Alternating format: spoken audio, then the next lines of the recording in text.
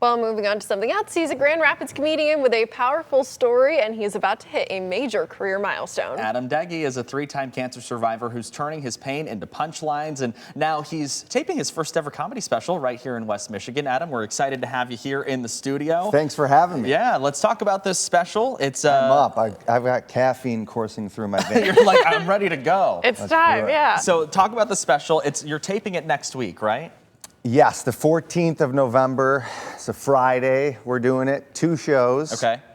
And it's going to be at the Pyramid Scheme. Okay. If you've never been, I think it's the best venue in town. It's typically like a punk rock venue. I don't play any instruments.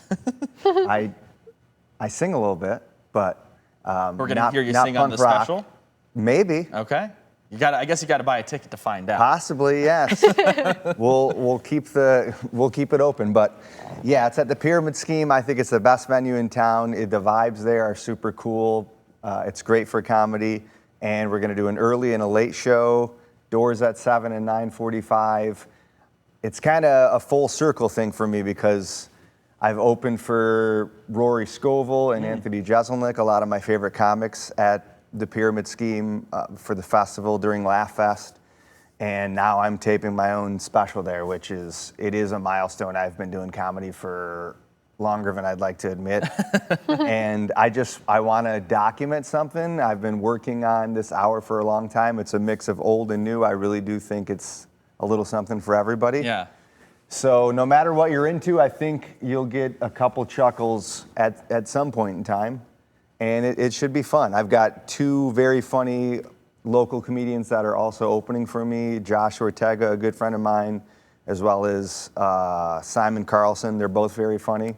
So it should be a great night of laughs. Yeah. Hopefully. Yeah. It sounds like it is. And, you know, of course, I love a good comedy special. How do you even, begin to put this together? Gosh, it's a lot goes into it. My material is very personal. Mm-hmm. It's also silly and goofy at times. I do talk about cancer a lot because I'm a 3-time cancer survivor, so I definitely tap into that. I talk about being a dad. I talk about being married. I do a lot of self-deprecating stuff. I make fun of myself a lot, which I think people appreciate. And 15 plus years in, a lot goes into it, really. Some of it is, I don't want to say topical, but current events. Mm-hmm. I think some of this stuff will be relevant from now, and then there's other jokes that I wrote years ago that are still relevant. So, yeah, tough question to answer, really, but a lot goes into it. Yeah, absolutely. Yeah. No, definitely. So for people who might not be very familiar with the comedy scene, can you talk about what this milestone would mean, what it really looks like when you're telling another comedian, hey, I'm going to be taping a special? What is that kind of reaction well, if I'm like? being completely honest, it means less than it used to. Okay. Only because when I started comedy, if you were doing a special, you were like one of 12 of the most famous comedians in the United States, right. In the world probably, because at the time it was HBO and maybe Showtime, right. Comedy Central. Now we've entered an era of comedy where it's a do-it-yourself. You have a special taped, you put it on YouTube. I'm hoping to have it on Prime Video as well, and then you hope other outlets, other streaming sources, want it, but. It's really just, years of work all in an hour, or at least you try to get it down to an hour. And I've had to cut out a lot of jokes that I like, and they didn't make the cut. So. Well, you got to cut something somewhere. You do. To make it all happen. And I Yes. want to, because you mentioned you're going to talk about a lot of personal things, your family life, your cancer journey too. I guess, how do you get all of that relates to you to relate to the audience, to get them to laugh about that type of stuff? It's not an easy task Right. to make cancer funny, obviously.